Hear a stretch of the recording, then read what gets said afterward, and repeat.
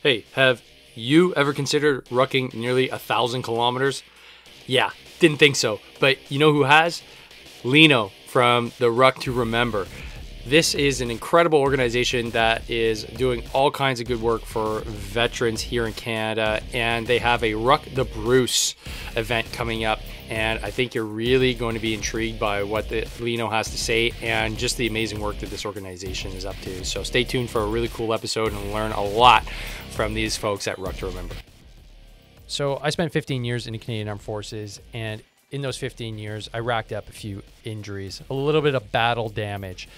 What that led to was just a lot of pain and just a lot of grumpiness. And in order to combat that, I had to start learning. And what I learned was a substantial amount of mobility training. And I took all that knowledge so that I can write my book, The Nimble Warrior, and have it sent to you for just the cost of shipping and handling. So if you head to thenimble.warriorbook.com, you can grab yourself a copy just for the cost of shipping and handling, and you'll find out all the nitty gritty on how I got my back and knee and hips and shoulder and every other part of my body tracking in the right direction, which has allowed me to not only be a happier human being, but also I'm able to do the sports that I've always loved my entire life. So head to thenimble.warriorbook.com, get your copy today. I'll sign it and donate $1 to Warrior Adventures Canada. Welcome to the Hard to Kill podcast, the go-to podcast for military, LEO, and EMS professionals, sharing ideas and experiences from around the world to make you hard to kill. Here's your host, Dave Morrow.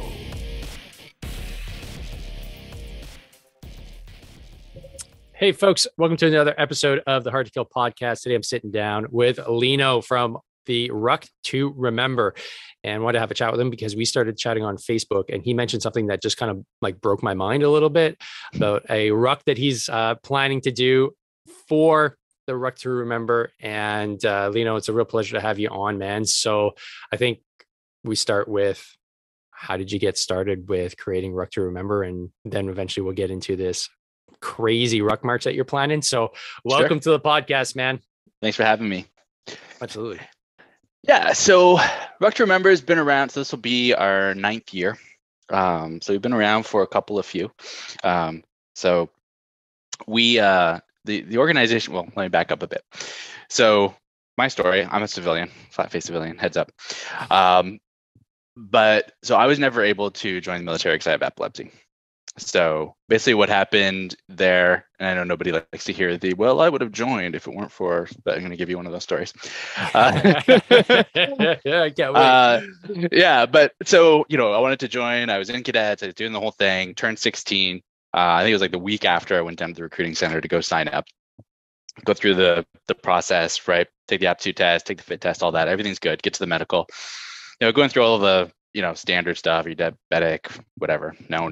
Get to epilepsy. I'm like, yeah, I'm epileptic. And they're like, oh, that's not going to work. Yeah. He like puts the paper down. He's like, well, thank you for telling us, and not like trying to hide it and this. And so we went through a bunch of things. I went to go see like a neurologist and try to get them to write a letter. And anyway, I tried like 5 or 6 times, and eventually they're just like, stop. It's not going to happen. Come talk to us if you're like, I think they wanted me to be medication free for like a year. And then we could have looked at it. All right. So I tried that, didn't tell my doctor, had a seizure on a bus, dislocated my shoulder. I'm like, okay, this is getting dumb. So that's not going to happen. So I talked to some friends. I had a bunch of friends who were in at the time, both in Canada and the US. And I'm like, hey, I'm really frustrated. It's something I wanted to do. I was kind of bummed. And they're like, well, there's lots of ways to serve aside from being in. And I was talking to a buddy of mine, Logan, he runs Rogue Dynamics down in the US. And he's like, here in the US, we have a bunch of, like 501c3s that do like endurance events to, raise money for veterans causes. And, why don't you look around in Canada and see what there is? Like, all right, seems fair. So I looked around, and, again, this was about 10 years ago, I guess, just before we started. So, and there was nothing, right? This was like before the, what you guys call it, the veteran renaissance, right? Before everybody started stepping it up. And thanks for using my term, man. That goes a long way. I appreciate it. Yeah, no, it's a good term. I like it. So back before all that, right? So, but I had done some like Go Ruck events and OCRs and stuff. And I'm like, okay, well, we can probably stand something up like this. So me and a couple of other folks decided the first one that we were going to do, and this is going back to 2014, we'd do the first Road to Recovery. And the first one, but aside from this year, which is our longest one, was 2K for every veteran that we lost in Afghanistan. So we went from Hamilton to Parry Sound over the course of 7 days. Yep. It was a good time by a certain definition. It was the first time I had ever organized an event like this. I was relatively new to rucking. I had done like practice miles and whatnot, but I was certainly not in condition to pull that off. I ended up in the hospital on like day 5.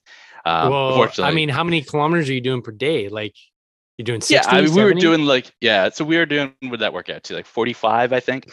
I just had no clue on like what would make sense for like day over day. I just hear that and I'm like, man, even on, because you're not even on like rugged terrain. Like that's just a lot of miles. Road march, right? And even worse, because it's super hard, right? Your knees, your hips. Yeah.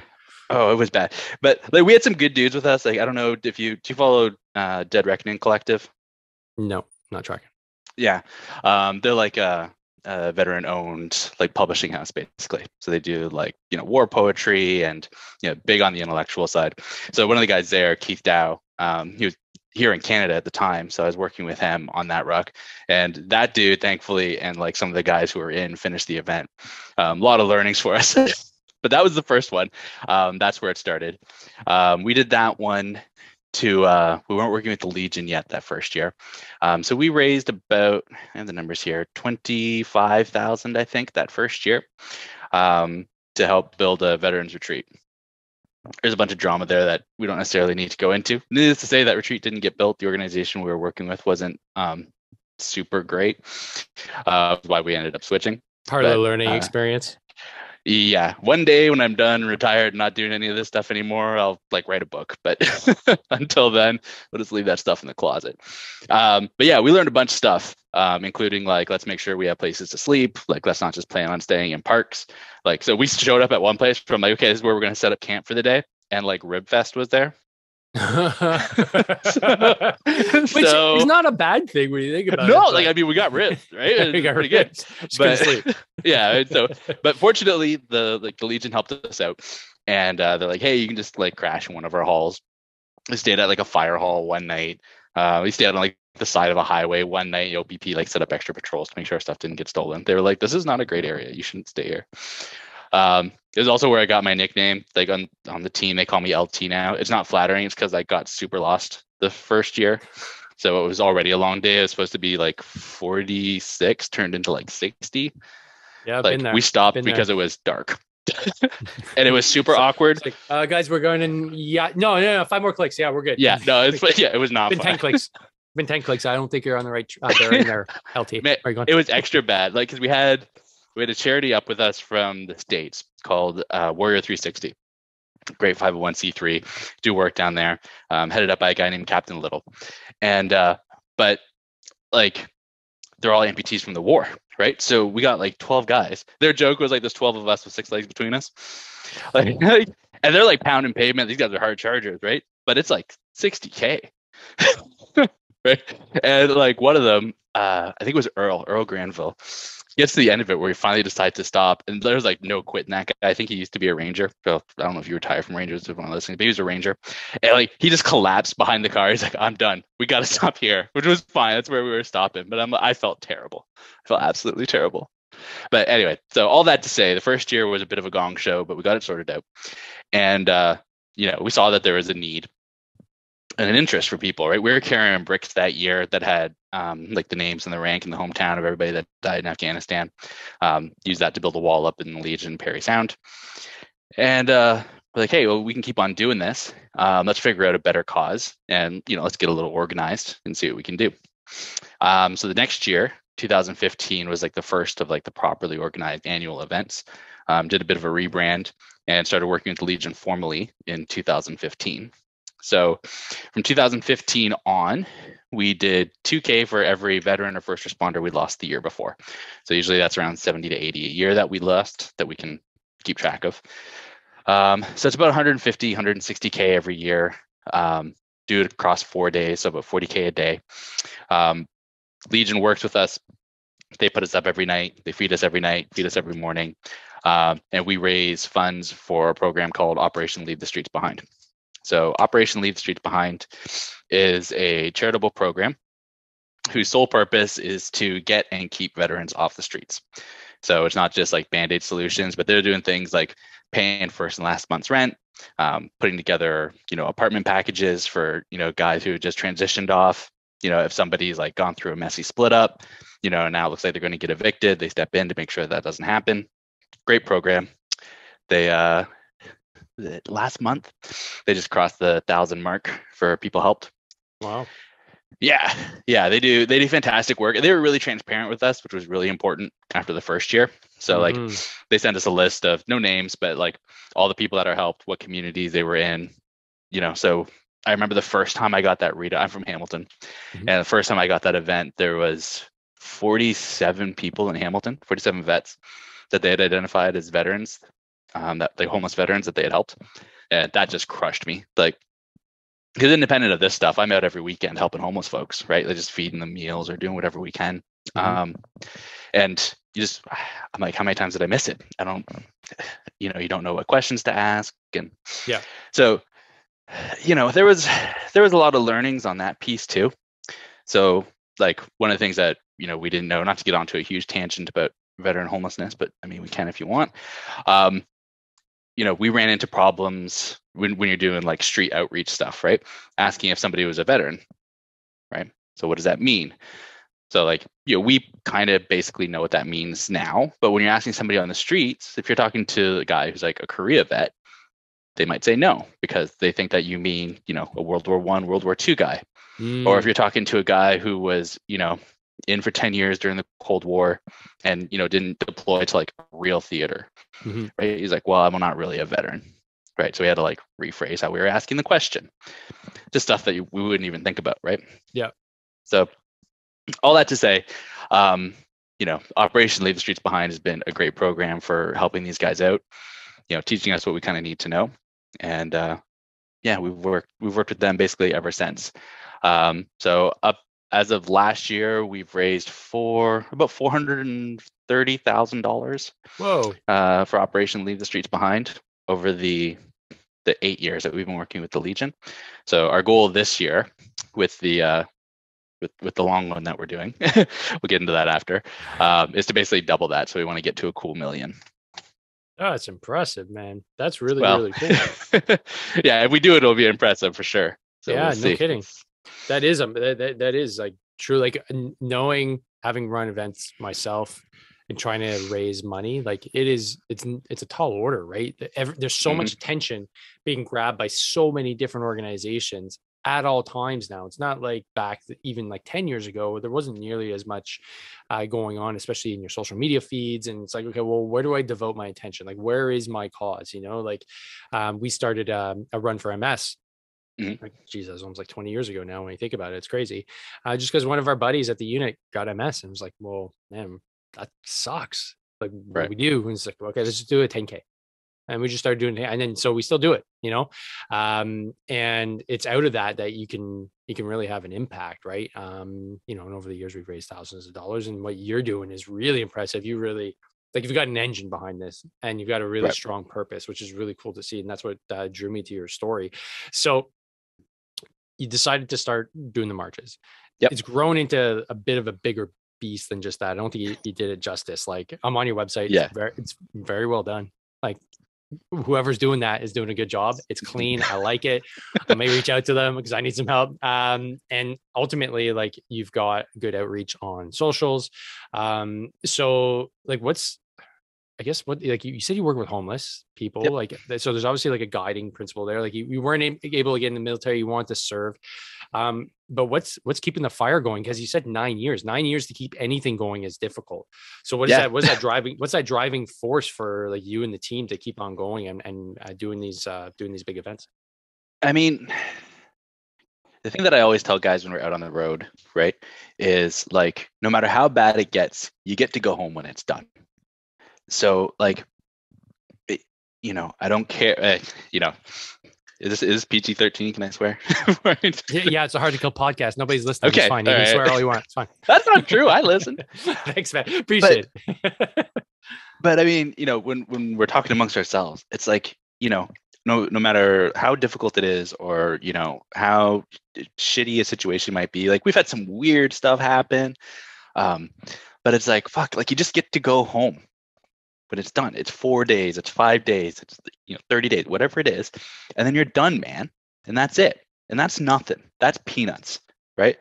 And like our organization is like, we got first responders, we got vets, we got civilians, and like the commonality is that everybody just wants to serve in some capacity, right?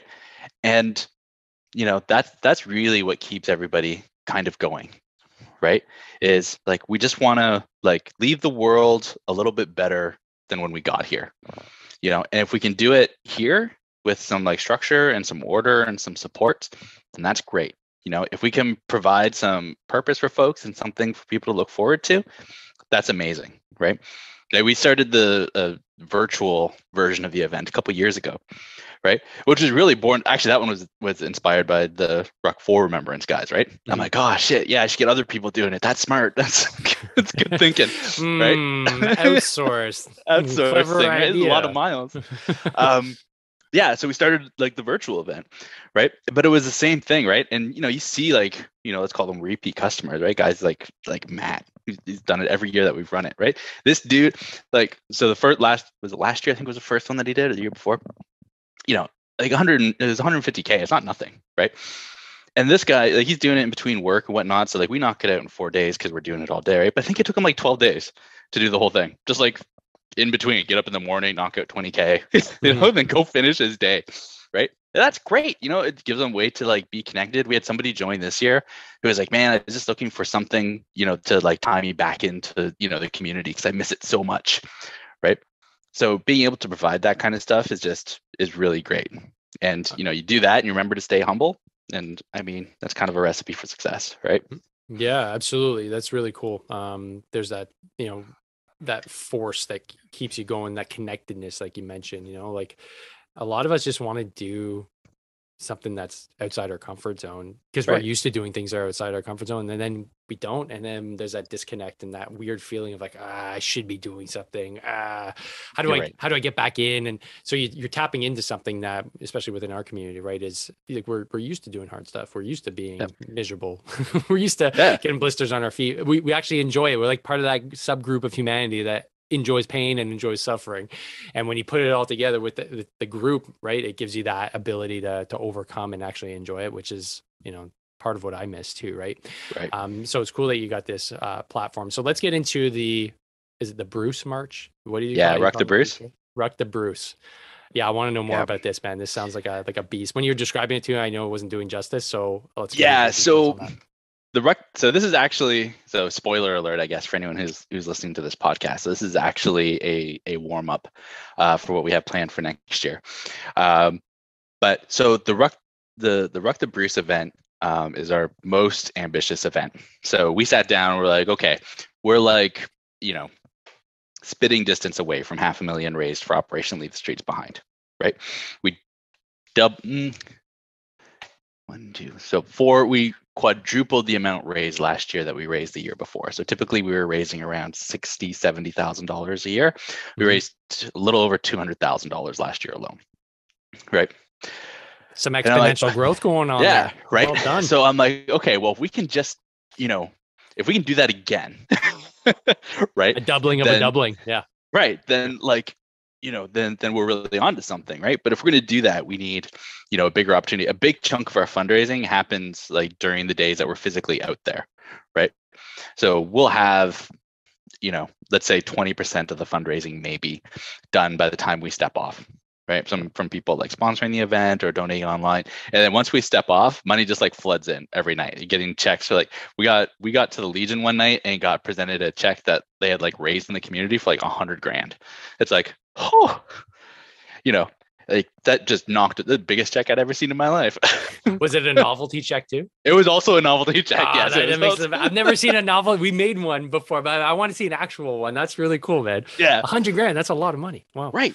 Yeah. So we're like, okay, well, what can we do to like redouble the efforts? And we're like, okay, well, it's got to be something that's like, you know, that's very Canadian, and is more challenging than what we have traditionally done, and it's a bit of a warm up for what we want to do next year.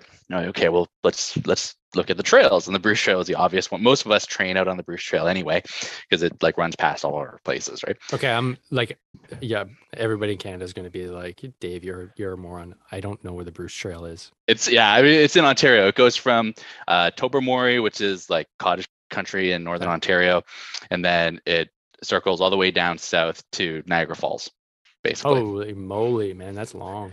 yeah, super long, right? 900 kilometers, in fact. Wow. Is the distance that we're covering. So the aim is to do that in 34 days. So the per day mileage is, about 2/3 of what we would typically do on a road march. So like about 25-30K. Is kind of where we're topping out per day. It's because it's uneven ground. It's a real trail. It's not like a rail trail kind of thing. Yeah. So every night in it, aside from that, the setup is the same. So it was a big logistical, I don't want to say nightmare, challenge, a logistical challenge, trying to sort it out in advance, getting on conference calls with all these like branch presidents and stuff. Like, okay, we're going to stay here this night, stay here this night, stay here this night. Got to find chase drivers, guys to make sure we're okay. Like what happens if somebody goes down in the middle of the Bruce? We had one of the branch presidents who's like, yeah, we pull people out of the gorge like every year. Are you sure you're okay? Like what happens if you do that? I'm like, with my ruck on, probably nothing good, man. I better not fall in a gorge. A gorge. I don't even know what a gorge. Like a gorge sounds like ominous. Like it's like, oh, we're close to the gorge. It's like I don't want to be close to the gorge. It sounds like a big, like ominous. Yeah, it's like a drop off that's like filled with water. Oh, because it's Niagara Falls that you're getting towards, right? Gotcha, so like it's gotcha. A steep so fall off into the water. Steep fall offs into large bodies of water. Okay, gotcha. Yeah. So we've been planning for the past since basically November about how this is all going to go down. But it's basically, again, it's a huge just fundraising push for Operation Leave the Streets Behind, and for frankly, veteran homelessness as an issue in Canada, period. Even now, like I said, this is our 9th year, right? Every year we're going through cities, we're talking to people, and we're, saying, hey, you want to donate? This is what we're doing. They're like, we have homeless vets in Canada, right? People, we don't talk about it, right? Canada is notorious for, talking about how great our, social safety net is, and, how well we do, taking care of people and making sure everybody's like needs are met. But it's like an entirely different community when you start talking about veterans, right? I remember distinctly, actually, this is a bit of a tangent, but I was sitting at a bar and just having a couple of drinks after work. And this guy's wandering around showing his ID. And he's like, hey, can you spare some change? And he gets to our table and it's his veteran's ID. I'm like, that's strange, right? So I started asking him, I'm like, hey man, I work with the Legion, we work with getting guys off streets. Where are you staying? We can reach out to you and, find you a place and get you out of this situation. And he was like, no, he's like, I'm not really ready for that right now. He's like, I'm happy I got a place where I'm safe. It was like he was staying out in the woods somewhere. He's like, I'm just not ready to like get back to all of that. Yeah. He's like, but I'll take some money if you got some. So, I gave the guy some money and, bought him a drink and we had dinner and sent him on his way. But like, so it's a whole different thing, right? Because the issues that like drive these guys into homelessness are just different. So, and I mean, not that I like getting into politics too much, but as much as we have a great social safety net, we're just terrible when it comes to dealing with our homeless problem. Like it's just awful. It seems like it's just like it's past the buck, and when like the root cause is never really seems to be addressed. Am I off on that? Because I don't know anything about the homelessness issue. No, you're not too far off. I mean, it's a complex problem for sure, but like there's some stuff that's commonality. So like if we talk about male homelessness, for example, and like we have female veterans that we've gotten off the streets too. So I'm not trying to say this is like a male female thing, but predominantly we're dealing with males. They have some like drivers that lead them to that situation, which are not like popular topics to talk about, right? So it's like, look, things that lead guys to ending up homelessness is like, something happened with your career, and the order of these can change, but it's like something happened with your career, you lost your job. As a result of losing your job, you lost your relationship, your wife, your girlfriend, your fiance. Once that happened, your kids were gone. Then you got stuck on some sort of addiction, whether it's drugs, alcohol, what have you. Mm-hmm. And that's it. You're on the streets, right? It's like, it doesn't take much. Most people can't last more than, 5-6 months without a job before they're out. That's it. Yeah, you're done. That's it. Right. So, but nobody wants to talk about like, hey, like, how do we help men better deal with their issues and find value in themselves outside of just their professional success, right? Like, that's not a sexy topic. I literally just recorded that solo, just talking about an article that I was reading in the Line about honor, and the last vestiges of like honor are found in the military. And then if you live in a society that doesn't value honor, you're like, well, what do I do? And then like you lose your job. I was just talking to another guy who literally is in that situation. He lost his wife, lost his kids, lost his job, Mhm. and then was living in the woods. And he was like, what's happened? Like, he was like a successful dude, wasn't a veteran, but he started a group to help men in that exact situation before it gets that far. And I just thought, yeah, it's true. Like, there's no real archetype, or there's no real structure around men in the sense that we can talk about our stuff in that kind of context where it's like, yeah, we're not just a job. We're more complex than that. But it's true. Once you lose, if you lose that job, like I was on that, I wouldn't say I was on that train. We didn't go that far, but like, yeah, out of the military, I then had a career teaching, but then I was like, I can't do this anymore. Like, there was just something saying like, stop. Like, it was just wasn't the right fit. So I left, got another job, and then got fired within like 2 months. Because I was just I was not the right fit for that specific job. Right. And they're like, yeah, man, you can't stay here. Like, you suck at this. I'm like, yeah, I know, I do suck. And then being fired, oh man, that was awful. I never been fired before. I was in the military and I was a teacher. You don't get fired. It was a crushing blow. And yeah, the relationship was really hard to maintain at that point. Luckily we did, but I could see where, like, if let's say my wife had said like, you're a loser, I'm out with the kids. Right. That's it. Would I be here right now? I don't know. I don't know, because I hadn't started the podcast. I hadn't started the company. I hadn't really figured out, like, I need to work on myself in order to get to the next level. Had I not had that structure, I think, yeah, I could see why that could easily be the kind of logical end state, right? Yeah. And I mean, like, so there's another variable that like hits guys that are coming out of the military too, right? Which is very much related to the professional piece, and I have this conversation with civilians a lot. A lot of the conversation I like to have is about bridging that gap between civilians and military, right? Because there's a gulf there that is not easily understood. But they come back from whatever conflict they're in, right? And like, we're reading the newspaper and we hear some like whatever, some jerk off, opining about how he thinks the war is just about oil or whatever the hell his opinion is, right? And to us, we're like, this guy's an idiot, and we throw it away, right? But like, we didn't lose friends over there. We don't have like an emotional attachment. We don't have like anything in the back of our brain where it's like, I was over there and we did things, and this is a large part of my life, and now you're telling me that this was all for like these stupid reasons. We don't carry that around, right? So we, like, as civilians, often make these comments that are just like brutally insensitive, right? And brutally damaging. And we just act like it's like, it's just okay. It's just another conversation we're having. It's like, no, man, no, it's really not. Like, this is the kind of thing that really like hurts people. And,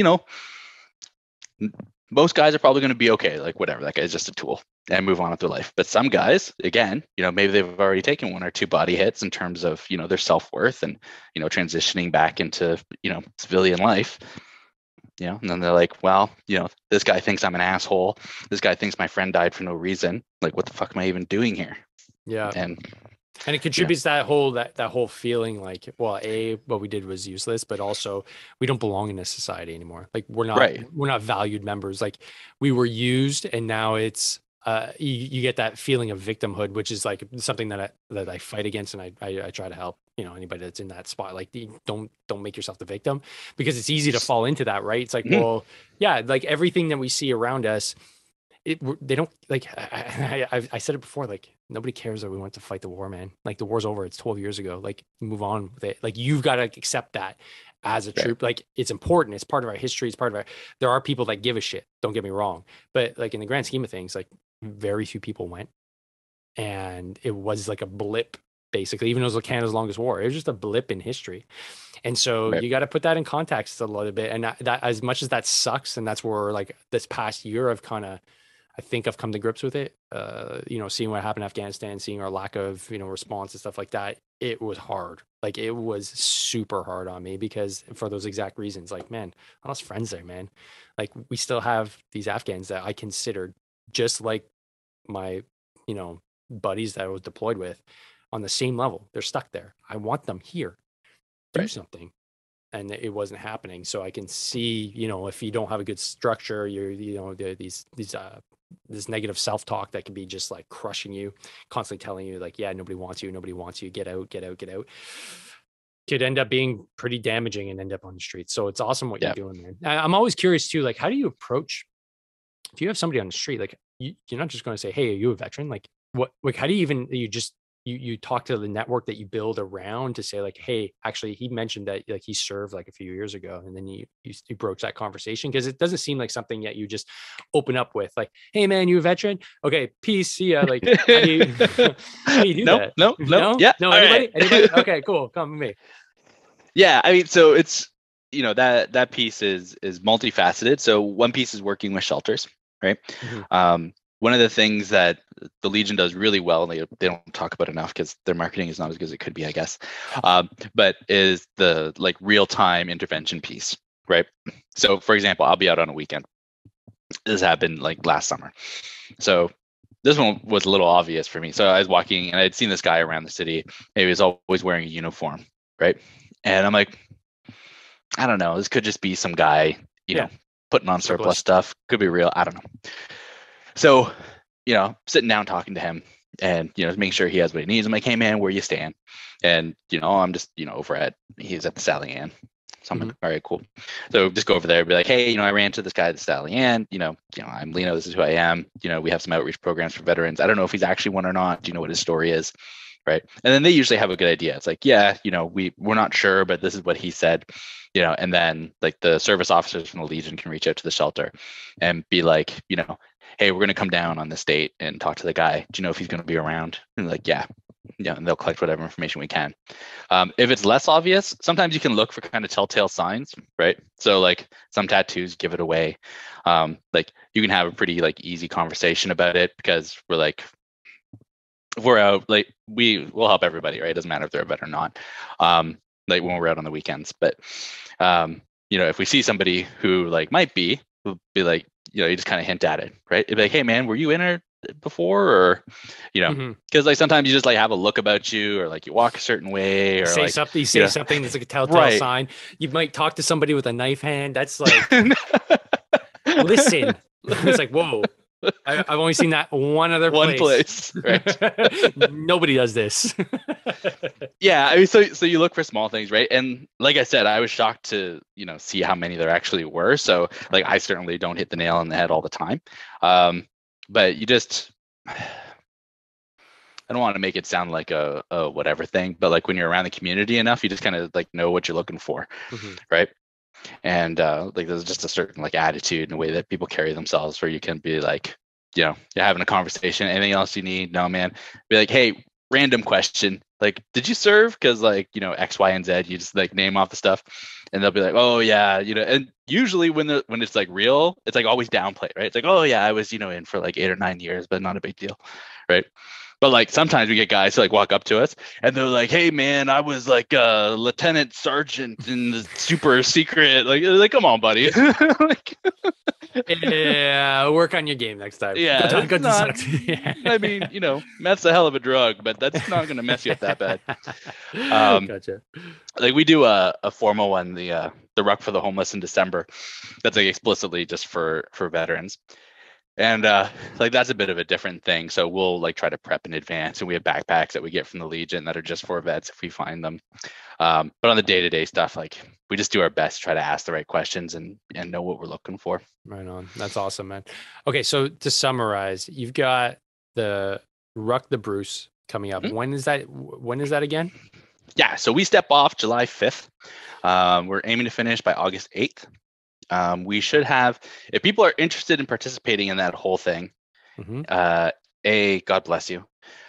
B, please don't make it your first ruck. And C, if A and B, or if you pass A and B, then message us on Instagram and we can talk, and get you sorted out. Or if you just want to come up for the weekend or whatnot, we can get that arranged too. Happy to have company. Mm-hmm. If we have a virtual version for the 900K, you can register on our Instagram account. Instagram is at ruck_to_remember. So either message us there, or just go to our bio. The link's there to register. Basically, the way it works for the virtual one is you have 180 days from the time that you register to complete 900 kilometers. And the minimum weight that you need to carry is 35 pounds. So basically 5K a day. 5K a day doesn't sound like much until you miss a day. Until you're like, oh, I got 10 to, oh man, I got 15 now. That's a really long ruck march. Yeah. And then if you finish that, let me see if I can just get this out. So if you finish that, then you can earn one of these fancy challenge coins. They're individually numbered. Very cool. And they are also the only challenge coin that has the Legion's official crest on it. Oh, right on. Very cool. So that's up for grabs. But again, you have to finish the 900K. So go there, register.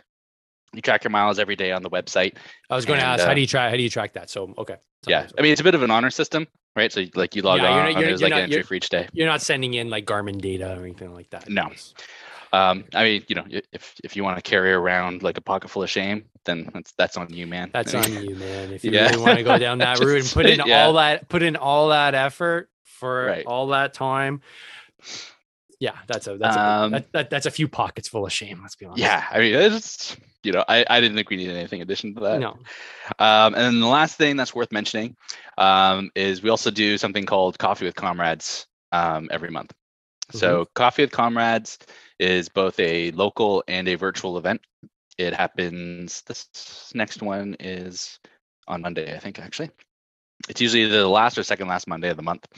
Invite goes out again. Links on our Instagram. If you're in like the Hamilton area, roundabouts where you can drive, it's at the Battlefield Legion. So we have a speaker come down. We're having a brainstorming session actually, because this will be 6 months that we've been running this. So we're going to look at, where we're going to take it. But so we'll have a speaker come down. Speaker is published live on Instagram. We stream the event. And they'll talk about, therapies that are available for veterans or services that are available to them. We had wounded warriors come down one time. Might have people come down to have cool stories. Jody Minnick came and talked. So they give a presentation that's streamed online. It's usually about half hour, 45 minutes. Then we take it offline. Arrowhead Coffee is there. So free coffee, come out, drink, nice. Hang out. A chance to have some like fellowship with the rest of your veterans. It's only veterans and first responders, which includes, wow, go Lino. Like you say, prison guards, but that's not the term I'm looking for. No, corrections officers. Corrections officers, yeah. Yep. And corrections officers that are invited. So only service people. No charge. You come, coffee's free. We feed you. St. James provides all the food. Then we have a round table with whoever the speaker is. You have a chance to ask some questions, have some conversation, hang out for about an hour and a half, and we head home.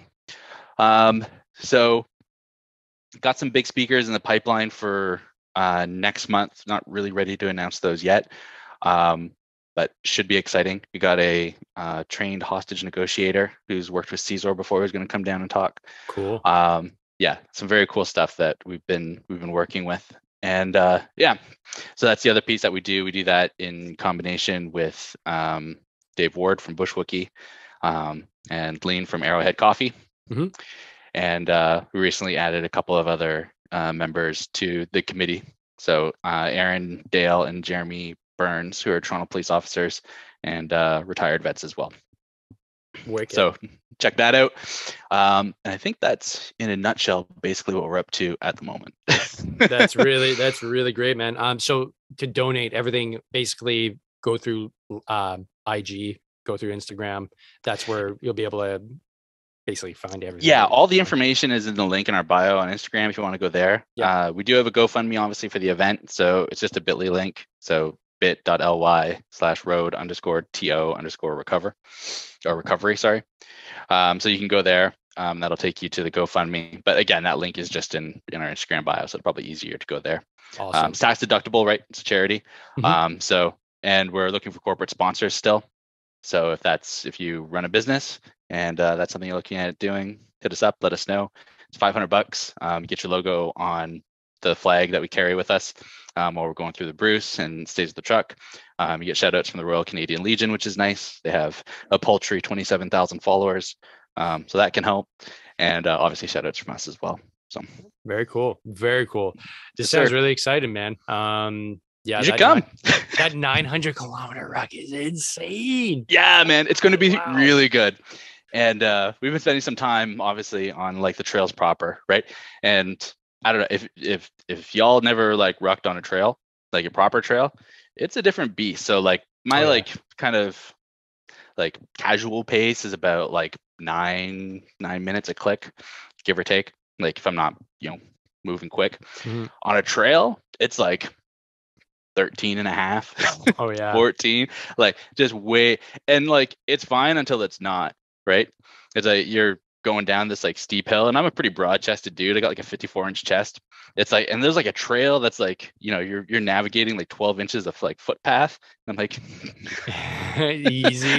Yeah, half of me is like hanging off. It's like, yeah, that's it'll be a good time. When you do things that are way outside your comfort zone, right, that's where you have the most growth. So it's going to be really cool to see the growth that comes out of just the participants, but just in general, like through this event in and of itself. Whenever you go big, you do 900-kilometer ruck, like people pay attention. As soon as he said it, I was like, 900 kilometers? Are you serious? That's crazy. Because like, just, I know the amount of preparation, if you want to actually be able to do it, for your body, right, is tremendous. Like you have to have very, very well hardened feet, and you don't want your, like I get chub rub, but you don't want to turn your legs or your thighs into like hamburger.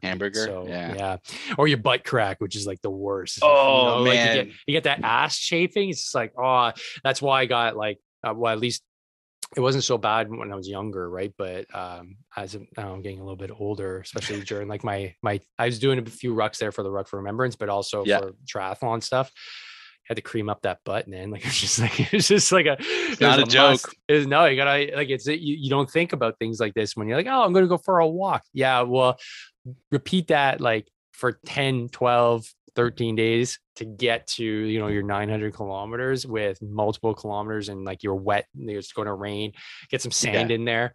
But it's not like you can stop, right? Like we have a deadline, like we got to be at the index by the time, because people are waiting. So cool. I mean, it's not like it's raining, I guess we're not going to take the trail. No, bud. Like that's not an option. No, it's a very cool event. I'm really excited to see how it turns out for you, and any way I can help promote it and push that donation level up, I'll be glad to help. So absolutely. So folks, get on the IG, get on Instagram, go give him a like, go give him a follow, go give him a donation. And Lino, it's been a hoot having you on, man. Glad we're able to connect on social media, man. We'll have to be in touch further down the road for sure. Yeah, absolutely, man. All right. Well, folks, as always, don't forget, train hard, fight easy. See you on the next episode. Peace. Thanks for listening to the podcast. You can find out more about training, nutrition, and mindset at davemorrow.net. Be sure to like us on Facebook and Instagram at Dave Morrow PT. And don't forget, strong people are hard to kill.